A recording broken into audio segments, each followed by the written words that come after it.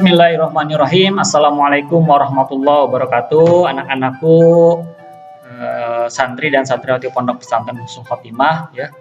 Alhamdulillah kita bertemu lagi masih dalam keadaan sehat walafiat di pertemuan ketiga materi pembelajaran sosiologi, ya kan. Walaupun mungkin masih ada yang di rumah, ya kan, dalam pembelajaran daring, tapi beberapa teman kita sudah ada di Pondok Pesantren Husnul Khotimah, terutama kelas 11 dan kelas 12 yang sudah mungkin sekitar 2 pekan berada di pondok pesantren. Semoga antum dan antuna semua bisa segera menyusul, ya, segera merasakan keramaian, ya kan, bagaimana belajar di pondok pesantren. Nanti insya Allah kita akan bertemu, ya, bagi yang masih daring di rumah. Semoga antum semua dalam keadaan sehat. Begitupun yang sekarang yang sudah ada di pondok, mohon doanya untuk semuanya dalam keadaan sehat walafiat. Amin ya rabbal alamin. Baik, kita lanjutkan ya pembelajaran sosiologi. Pada pertemuan sebelumnya kita sudah belajar tentang sejarah lahirnya sosiologi, dimulai dari filsafat sosial hingga sampai ke Auguste Comte, ya kan. Kita juga sudah belajar tentang kenapa sih sosiologi itu ada metode penelitiannya gitu ya. Ada metode penelitian kualitatif dan kuantitatif. Nah, di sini nanti kita akan perkuat ya. Kenapa sosiologi ada metode penelitian?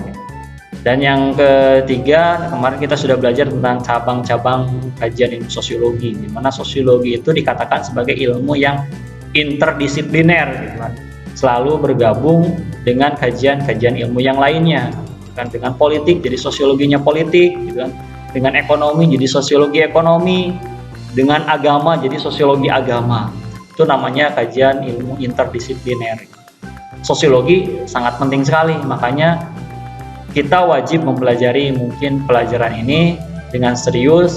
Insya Allah ini nanti akan bermanfaat untuk kalian di kemudian kelak, ya kan, di perkuliahan atau nanti kalian akan menjadi bagian dari masyarakat setelah dewasa nanti. Baik, kita lanjutkan materi kita hari ini ya. Kita akan mempelajari tentang peran dan fungsi ilmu sosiologi. Apa sih peran orang yang mempelajari ilmu sosiologi ini? Dan apa fungsi dari ilmu ini gitu. Dan nanti kita juga akan melanjutkan tentang realitas sosial sebagai objek kajian sosiologi. Oke, sebelum ke materi kita akan nonton dulu ini video yang saya ambil dari channel YouTube-nya Kok Bisa gitu ya, tentang sosiologi. Masih ingat gerakan ini? Ribuan mahasiswa dari seluruh Indonesia turun ke jalan berhadapan dengan gas air mata demi nyuarain keresahan. Orang-orang menyebutnya aksi paling besar setelah 98. Tapi emang peristiwa 98 sendiri jauh lebih besar. Waktu itu seluruh penjuru Indonesia terlibat. Sampai-sampai korban jiwa banyak yang berjatuhan. Saat itu aroma kebencian rasanya sampai bisa kita cium di udara. Tapi gerakan gede semacam itu nggak cuma terjadi di Indonesia. Pernah ada revolusi Perancis yang ngelahirin konsep kebebasan dan kesetaraan yang kita kenal sampai sekarang. Ada revolusi Bolshevik yang ngebentuk Uni Soviet meski kemudian runtuh lagi. Dan sampai di Timur Tengah sana pernah ada revolusi musim semi Arab di mana rakyatnya ngejatohin pemerintahan diktator.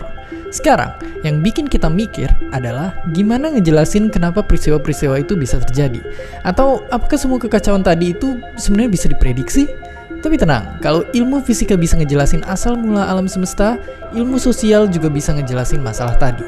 Sekarang kita butuh tajamin penglihatan karena sehabis ini kita bakal datengin semua sudut kota dan melihat bagaimana masyarakat saling ngobrol satu sama lain. Inilah sosiologi.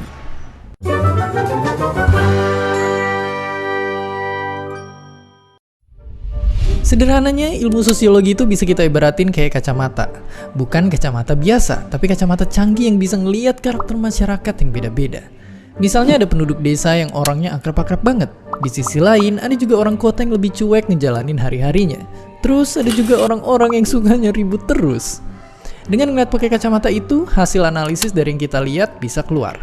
Baru dari situlah makin menarik lagi buat diulik lebih dalam. Sosiologi membantu kita untuk bisa ngejawab pertanyaan kenapa masyarakat bisa punya masalah yang beda-beda di saat bersamaan, dan bahkan bisa lebih dari itu. Tujuan awalnya sampai ada ilmu sosiologi itu karena kita penasaran sama perilaku manusia. Ya, mirip dengan psikologi yang sama-sama ngebahas manusia tapi dalam skala yang lebih luas lagi. Berkat sosiologi, kita jadi tahu apa aja sih yang bisa nentuin kebiasaan dan sifat kita sehari-hari. Melekatnya adat ketimuran di negara kita bikin hampir semua orang makan pakai tangan kanan. Menempelnya jajahan kolonial di masa lalu kita bikin kita selalu mandang apa-apa yang luar negeri itu lebih keren. Mengakarnya anggapan kalau pria harus jantan dan wanita harus anggun bikin lapangan kerja di negara kita masih belum setara untuk laki-laki dan perempuan. Dan gak cuma itu, karena sekarang teknologi terus-menerus mengubah hidup kita, sosiologi adalah sosok yang bisa bantu mandu kita biar gak bingung ngadepin perubahan zaman. Karena begitu kita udah bisa ngamatin pola-pola perilaku masyarakat, kita bakalan bisa lebih kritis ngelihat itu semua. Dari sana, kita jadi bisa tahu cara yang pas buat nyari solusi dan masalah-masalah yang ada. Tapi pastinya kacamata canggih ini pun gak tiba-tiba muncul gitu aja. Ilmu sosiologi udah ngelewatin perjalanan panjang biar kacamata ini bisa secanggih sekarang. Karena itu, coba sekarang kita pakai kacamata ini buat ngeliat jejak langkah sosiologi sampai hari ini. Perjalanan dimulai sejak revolusi industri terjadi. Perubahan dari bercocok tanam jadi buruh pabrik bikin masyarakat kebagi jadi kelas-kelas sosial, si kaya dan si miskin. Banyak filsuf penasaran tentang kondisi baru masyarakat ini. Hingga lahirlah ilmu bernama sosiologi. Sejak itu, ilmu sosiologi mulai diajar di kampus-kampus sampai dijadiin dasar ilmu buat bikin peraturan-peraturan pemerintah. Gara-gara adanya Perang Dunia Kedua dan revolusi politik di mana-mana, sosiologi terus ngelahirin banyak teori baru untuk nyoba memahami masyarakat. Kini, tantangan-tantangan umat manusia memanjang dari perubahan iklim, intoleransi yang makin menjadi-jadi, majunya ekonomi digital, sampai overpopulasi. Tapi sosiologi tetap hadir sebagai solusi. Karena dalam masalah apapun, selama ada masyarakat, sosiologi akan selalu berguna. Sekarang teknologi digital membuka panggung baru buat sosiologi. Ya, sama kayak ilmu fisika yang lahir setelah penemuan teleskop dan biologi yang berkembang setelah ditemukan mikroskop. Sebelumnya, kita nggak punya alat sehebat teleskop atau mikroskop untuk ngamatin pola perilaku manusia. Tapi lewat internet, sekarang kita punya itu semua terkumpul acak di samudera angka-angka bernama Big Data. Mungkin kita belum sadar seberapa dalamnya ia tertanam di hari-hari kita. Padahal semua perilaku dan sikap kita terekam oleh teknologi digital. Tempat-tempat yang kita datengin dan semua jalan yang kita lewatin dicatetin sama sistem GPS di HP kita. Pola pengeluaran uang kita sehari-hari direkam sama dompet elektronik dan bank-bank digital yang kita punya. Bahkan semua perasaan dan pemikiran kita ditampung sama aplikasi-aplikasi ini yang kita pakai tiap hari. Semua ini bisa kita buktiin langsung dengan nyoba jelajah di aplikasinya. Yang kelihatan di sana adalah konten-konten yang dirancang khusus untuk kita dengan ngamatin kebiasaan kita di internet. Lewat teknologi digital, penelitian sosiologi bisa direvolusi. Para sosiolog udah nggak harus neliti manual, ngewawancarain orang satu persatu, bahkan mungkin udah nggak perlu ngamatin perilaku apa-apa lagi. Karena itu semua udah terekam dengan sendirinya. Namun, masalahnya internet dan big data bisa ngelakuin lebih dari itu. Gak cuma untuk penelitian, dengan tahu kebiasaan kita dan tahu apa-apa yang kita suka dan gak suka, informasi yang kita terima bisa dikontrol. Akhirnya kita jadi bisa dikendalin sama pihak gak bertanggung jawab di atas sana untuk ngelakuin apa yang mereka pengen. Kedepannya, ini bakalan lebih serem lagi. Di hari ketika manusia udah nguasain big data, mungkin saat itulah kita udah gak akan ketemu sama yang namanya kehendak bebas. Kita nggak boleh sampai ketinggalan dalam ngikutin perkembangan zaman ini. Dan itu termasuk di bidang sosiologi. Dan penting untuk kita nggak cuma ngandelin apa yang dia dapat di sekolah aja. Misalnya kayak Mbak Inaya Rahmani ini. Dari waktu masih duduk di bangku sekolah, beliau udah suka baca-baca buku ilmu sosial yang nggak masuk di kurikulum. Dari sanalah, rasa ingin tahu Mbak Inaya dalam ilmu sosial selalu berkembang. Dan yang membawanya sampai lulus studi S3 di usia yang masih tergolong muda. Ia terus belajar dan terus membaca. Dan tidak berhenti di buku, tapi juga berbagai media lain yang berdampak ke perubahan sosial. Sosiologi itu harus paham gak sih bidang-bidang yang lain gitu. Ini saya kasih gambaran ya. Saya sendiri sebetulnya sosiolog media. Jadi yang saya teliti adalah program televisi, aplikasi handphone yang sering banget dipakai orang, perfilman, musik, fashion, itu dampaknya apa ke perubahan sosial yang lebih luas. Jadi sebagai sosiolog media yang saya lakukan adalah meneliti, terakhir tuh penelitian tentang pemilu, tentang polarisasi cebong dan kampret di media sosial untuk menjelaskan konservatisasi agama dan politik. Ngertiin dasar-dasar sosiologi itu pentingnya bukan main. Di dunia yang makin penuh keragaman dan perbedaan, kita tetap nggak bisa lepas dari fakta bahwa manusia itu makhluk sosial. Sosiologi menjawab semua rasa penasaran kita. Bagaimana sih caranya supaya manusia itu bisa hidup bersama tanpa perang? Bagaimana kita bisa hidup dengan lebih damai dan bersama-sama ya, meskipun kita beda agama, warna kulit, kebangsaan, kita semua manusia yang punya rasa takut, rasa ingin bahagia, dan rasa socially connected ke orang lain. Dengan berbagai kacamatanya, sosiologi mencoba membongkar puzzle dari apa yang selama ini tersembunyi di masyarakat. Dengan berbagai cara pandang yang ditawarin sosiologi, kita bisa melihat masalah-masalah yang ada di masyarakat dengan lebih jelas. Dan dari sana, lebih menghargai perbedaan yang ada. Seandainya sosiologi nggak pernah ditemukan, mungkin dunia akan terasa makin gelap dan kita nggak pernah ngerti apapun tentang segala keributan yang terjadi di luar sana. Dan terpenjara dalam situasi itu tanpa tahu harus berbuat apa. Dari video psikologi kemarin, kita udah tahu kalau otak manusia adalah objek paling misterius di alam semesta. Dan tiap-tiap manusia ngasilin begitu banyak data. Dan namanya masyarakat, itu isinya ada banyak banget manusia. Perjalanan terbaru sosiologi baru aja dimulai. Jadi udah setengah serial Kok Bisa Explain sini kita jalani. Sampai titik ini kita udah sama-sama lihat gimana emang semua ilmu benar-benar berhubungan untuk saling nyempurnain satu sama lain. Dan itu akan kita temui dengan jelas banget di episode sehabis ini. Karena di sana kita akan ketemu sama kombinasi dua ilmu yang sekilas tampak nggak ada hubungannya. Ilmu sosial dan matematika. Jadi sampai bertemu lagi di ilmu yang bantuin bikin kita keputusan yang sangat rasional dan penuh perhitungan dengan cara ngebuat kita dapetin hasil yang maksimal dengan usaha yang minimal. Ya, ilmu ekonomi.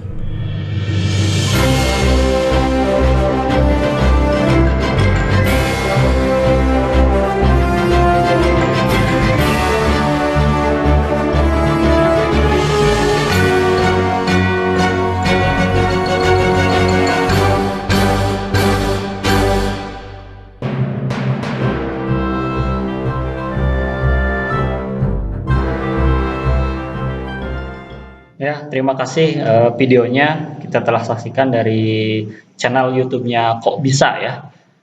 Nah, kita langsung ke materi yang akan kita pelajari ya.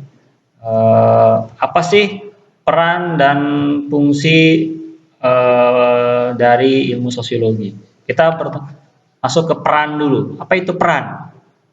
Peran kalian sebagai apa sekarang ketika belajar dengan saya? Sebagai guru atau sebagai siswa atau santri? Saya sebagai guru berarti perannya ngajar kan tugasnya. Peran kalian sebagai siswa atau belajar. Jadi peran sosiologi itu adalah orang yang mempelajari ilmu sosiologi atau disebutnya sosiolog gitu ya. Seperti tadi Ibu Pivi tadi salah satu dosen. Itu orang yang mempelajari ilmu sosiologi nanti akan berperan di masyarakat sebagai apa? Atau pekerjaannya lah sebagai apa.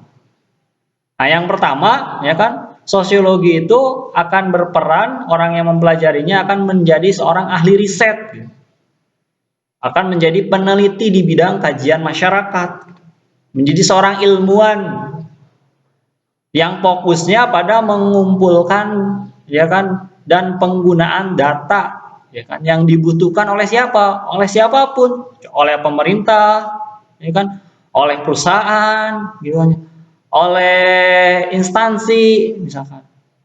Dan itu sangat dibutuhkan sekarang. Banyak misalkan sekarang seorang presiden punya staf khusus atau staf ahli. Staf ahli itu banyak dan salah satunya dari kajian sosiologi. Dari bidang kesehatan ada staf ahli di bidang kesehatan. Di bidang masyarakat ada staf ahli di bidang masyarakat. Bahkan sekelas kepala daerah pun misalkan wali kota, gubernur gitu kan ya. Itu mereka punya staf ahlinya. Dan salah satunya mungkin itu nanti akan diisi oleh ahli riset ini. Nah, ini ya. Jadi yang pertama sosiologi itu akan berperan sebagai ahli riset. Jadi maka dari itu sosiologi itu tadi perlu mengenal dua metode penelitiannya, kualitatif dan kuantitatif. Kenapa? Karena sosiologi itu akan menjadi ahli riset, peneliti. Yang kedua, sosiologi itu akan menjadi konsultan. kan konsultan kebijakan.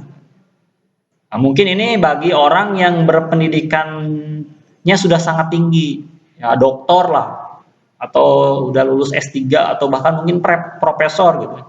Di mana dia sudah menjadi pakar di bidang sosiologi itu sendiri. Maka ya kan pandangan-pandangan dia ya kan, pengetahuan-pengetahuan dia itu sangat dibutuhkan ya kan untuk membantu memperkirakan pengaruh kebijakan sosial yang kemungkinan terjadi. Setiap kebijakan itu atau suatu prediksi itu artinya kebijakan yang diambil harapannya menghasilkan pengaruh atau dampak yang diinginkan. Misal nih ya, sekarang misalnya sedang wabah corona terjadi, ya kan? Pemerintah misalkan melihat banyak perusahaan yang mem-PHK berbagai jenis perusahaan mem-PHK pegawainya karena memang defisit anggarannya. Bagaimana misalnya pemerintah memberikan solusi untuk mengatasi masalah ini, ya kan? Yang tepat tentunya. Maka pemerintah ini akan berkonsultasi kepada orang yang mempelajari kajian tentang masyarakat. Sebenarnya apa sih yang dibutuhkan masyarakat saat ini? Sembako misalkan. Karena mereka kehilangan pendapatan, maka butuh untuk makan. Perut dulu yang diutamakan. Isi perutnya dulu gitu kan. Apalagi misalnya kebutuhan lainnya, misalnya listrik digratiskan bagi yang kurang mampu gitu. Apalagi ya kira-kira, oh iya mereka butuh juga yang namanya modal untuk usaha, maka dikasih BLT. Itu adalah salah satu mungkin saran-saran yang diberikan oleh orang-orang yang berkecimpung dalam kajian masyarakat atau sosiologi. Jadi sosiologi itu yang kedua perannya akan menjadi konsultan kebijakan publik. Dosen-dosen saya nih ya, ketika saya kuliah itu banyak ya dijadikan konsultan oleh berbagai perusahaan. Walaupun memang dosen tersebut sibuk dan tetap memberikan tugasnya itu kepada mahasiswa. Termasuk saya waktu itu pernah ditugaskan dengan teman-teman saya ya kan untuk meneliti satu desa ya kan, di mana dalam satu desa itu banyak banget orang gilanya, sampai sekitar 33 orang.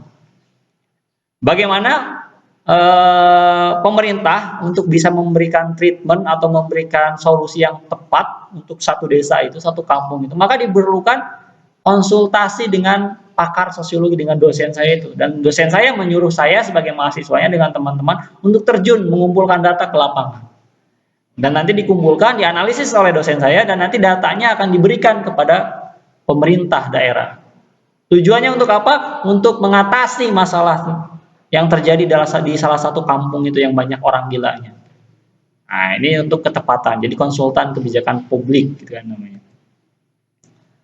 Yang selanjutnya sebagai praktisi, ya. Beberapa sosiolog terlibat dalam perencanaan dan pelaksanaan kegiatan masyarakat, ya kan, memberikan saran-saran baik dalam menyelesaikan berbagai masalah, hubungan antar karyawan, masalah moral maupun hubungan antar kelompok dalam organisasi. Ya, ini praktisi, misalnya seorang pengamat sosial. Sering kan kita lihat misalnya di acara Indonesia Lawyers Club gitu kan, di TV One ya kan, banyak pakar-pakar yang diundang. Nah, pakar itu adalah sebagai praktisi itu. Atau orang sosiologi itu juga banyak yang masuk ke dunia politik, menjadi anggota dewan, ya kan, menjadi pengurus partai, ya kan. Jadi orang yang berkecimpung di dunia politik itu namanya praktisi itu. Orang yang terlibat langsung praktek di lapangan. Pengamat sosial, politikus gitu ya. Nah, itu namanya praktisi. Nah, ini peran sosiologi yang ketiga sebagai praktisi. Yang keempat, sosiologi sebagai guru atau pendidik. Jadi guru seperti saya atau jadi dosen gitu. Mengajar materi atau ilmu sosiologi kepada siapa? Kepada anak-anak didiknya. Nah, ini banyak dibutuhkan ya sekarang sosiologi itu di berbagai macam universitas. Termasuk juga di SMA gitu ya, di SMP juga kan ada IPS gitu kan. Dan ini salah satunya yang mengisi adalah orang yang masuk di bidang atau kuliah di bidang sosiologi. Kayak ini peran sosiologi ada 4 ya tadi diingat ya, sebagai ahli riset, sebagai konsultan ya kan, kebijakan ya kan, konsultan kebijakan, ada yang ketiga sebagai praktisi dan yang keempat sebagai guru atau pendidik. Sekarang fungsi sosiologi. Nah, kalau yang tadi peran itu adalah orang yang mempelajari ilmunya, ilmu sosiologi. Nah, kalau fungsi sosiologi berarti ilmu sosiologi ini akan berfungsi untuk apa dalam kehidupan kita gitu. Jadi fungsi sosiologi itu ada 2 katanya, ya kan? Yang secara umum itu hanya 2 gitu. Yang pertama, sosiologi itu berfungsi sebagai pembangunan. Apa sih pembangunannya? Jadi sosiologi itu berfungsi katanya untuk memberikan data sosial, data dari hasil penelitiannya, dari hasil risetnya yang diperlukan pada tahap perencanaan, ya kan, pelaksanaan maupun nanti evaluasi dari hasil pembangunan. Pada tahap perencanaan, ya kan, hal yang harus diperhatikan oleh seorang sosiolog gitu kan ya, adalah kebutuhan sosialnya yang dibutuhkan oleh masyarakat itu apa. Pada tahap pelaksanaan, hal yang harus dilihatnya adalah kekuatan sosialnya atau masyarakatnya serta proses perubahannya. Efektif enggak nih, ya kan, kebijakan yang diambil terhadap perubahan sosial yang diharapkan gitu.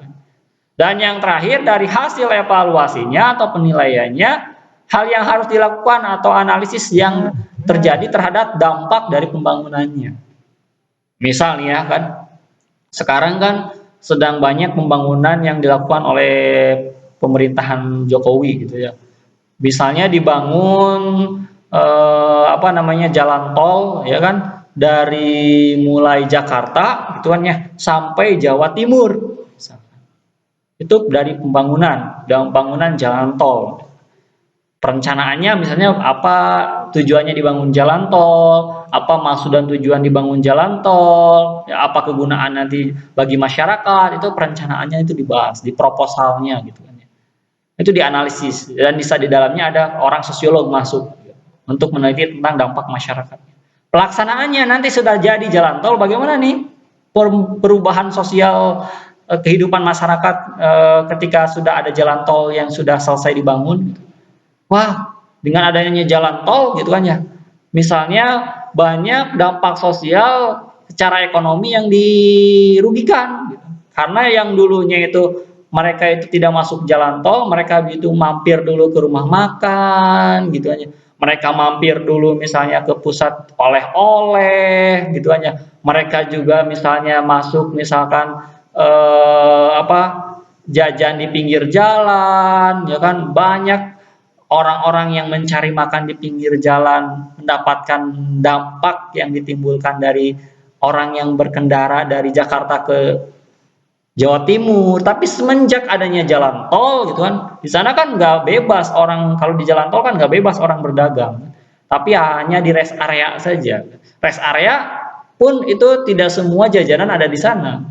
Setelah adanya jalan tol gitu kan ya, maka semakin minimnya orang yang bisa mendapatkan lapangan kerja di sana.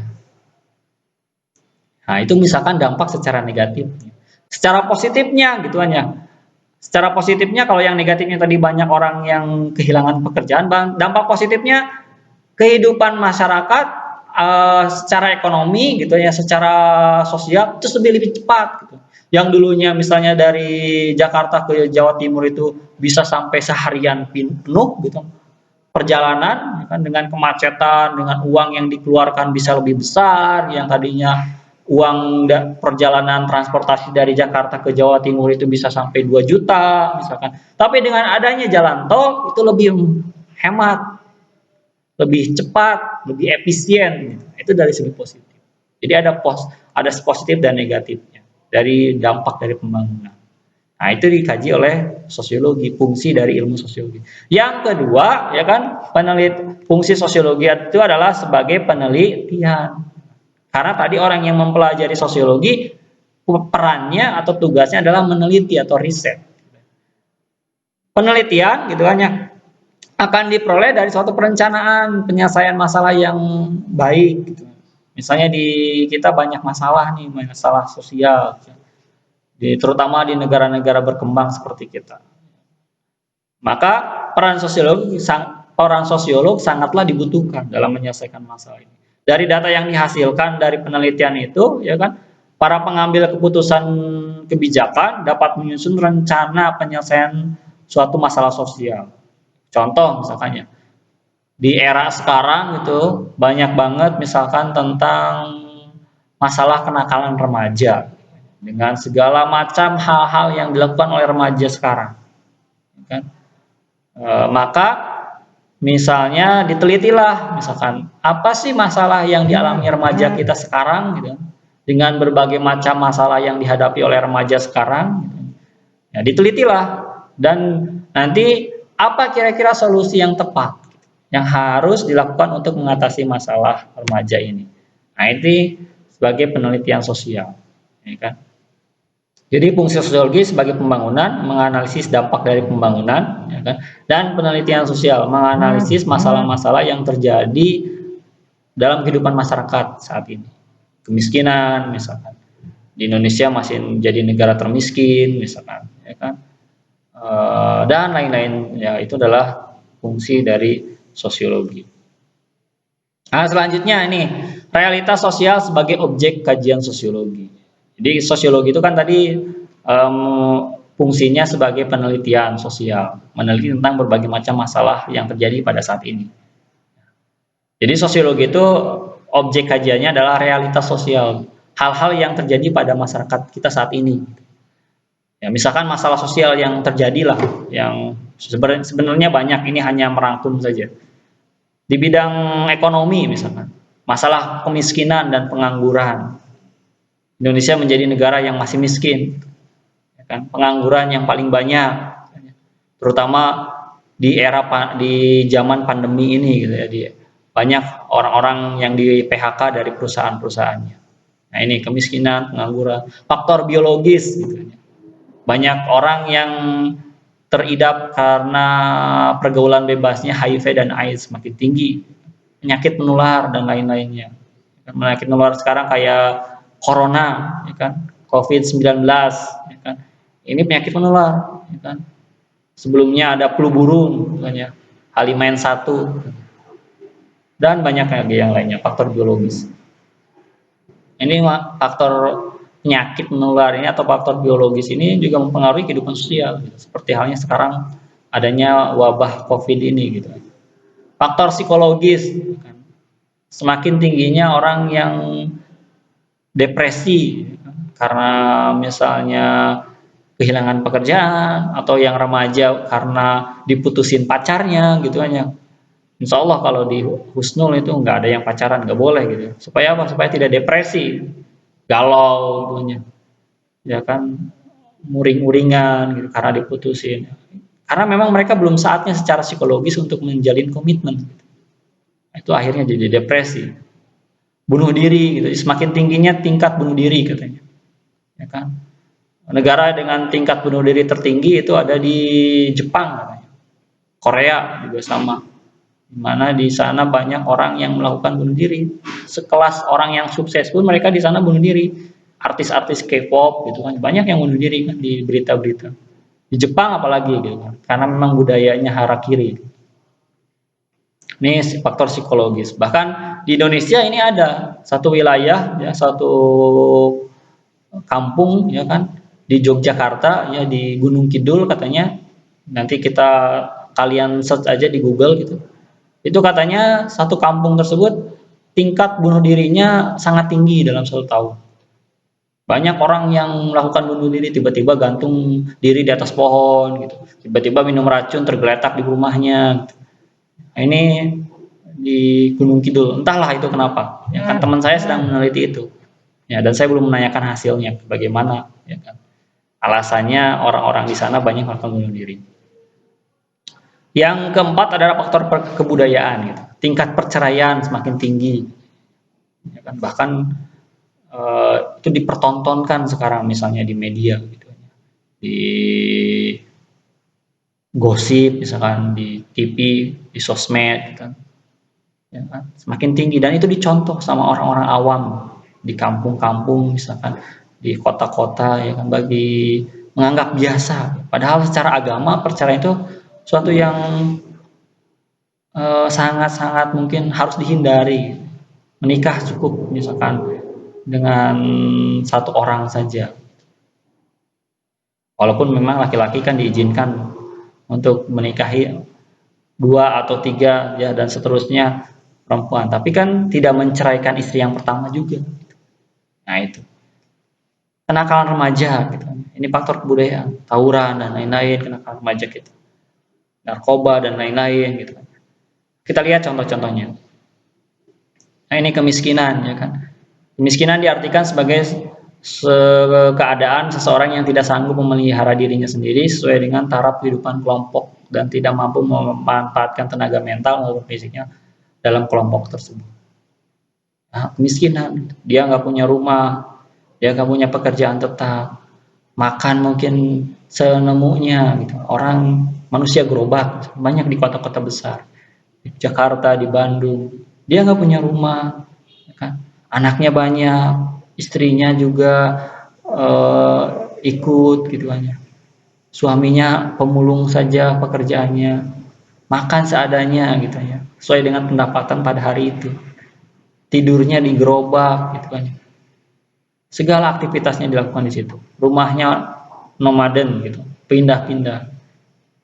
Nah, ini kemiskinan masih tinggi di Indonesia. Nah, ini ya tingkat kemiskinan kita masih pada urutan ke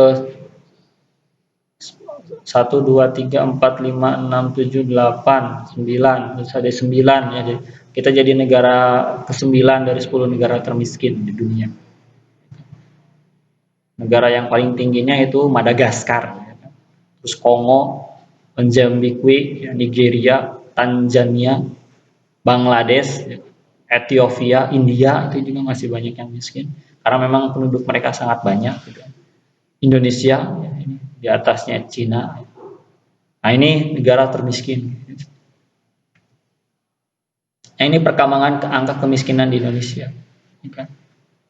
Masih sekitar 32 juta. Tahun 2009 maaf 32 juta ini kan orang miskin di Indonesia. Walaupun mengalami penurunan tapi tetap angkanya masih tinggi. Masih 28 juta ya kan di tahun 2013 penduduk Indonesia ini masih miskin. Datanya ini belum saya dapat yang terbaru yang 2020 ya, masih menggunakan data yang lama ya. Karena belum diupdate. Biasanya 10 tahun sekali.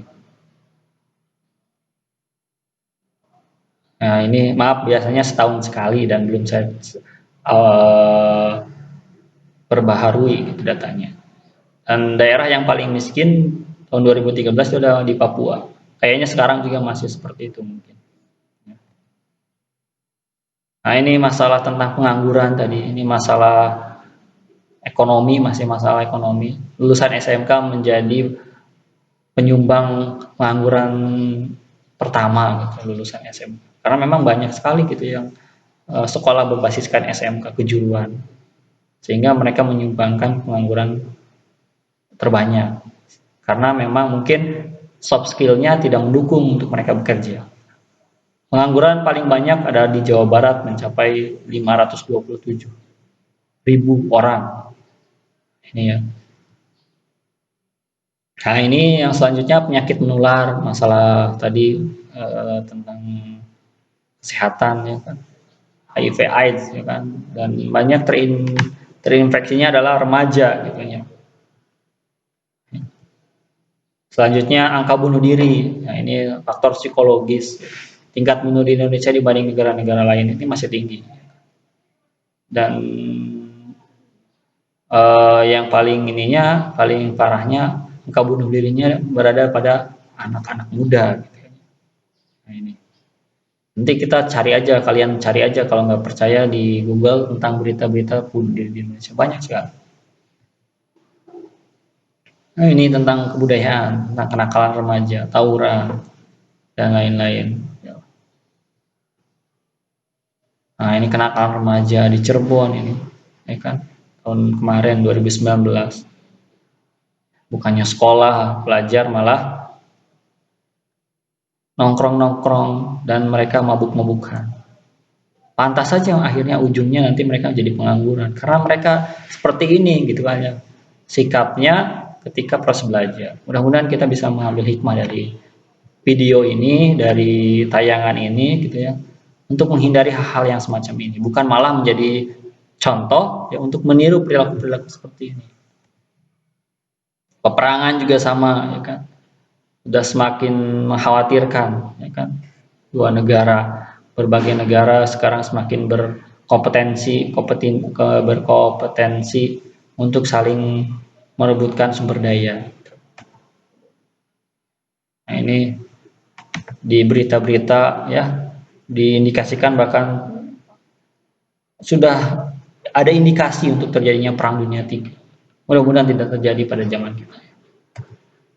Ya, mungkin sekian untuk pertemuan kita hari ini ya. Kita hari ini sudah membahas tentang peran dan fungsi sosiologi gitu ya. Sudah mempelajari tentang realitas sosial sebagai objek yang dipelajari oleh sosiologi tadi, tentang ekonomi, tentang kesehatan, tentang psikologis, tentang kebudayaan. Dan itulah hal-hal yang dipelajari oleh sosiologi. Melalui apa? Melalui penelitian. Ya, baik. Sekian pertemuan ketiga kita hari ini ya kan. Kita bertemu lagi nanti di pertemuan selanjutnya. Mohon maaf apabila ada kekurangan ya. Billahi taufiq wa hidayah. Wassalamualaikum warahmatullahi wabarakatuh. Mari kita tutup dengan bacaan kafaratul majlis. Subhanakallahumma bihamdik asyhadu an la ilaha illa anta astaghfiruka wa atubu ilaik.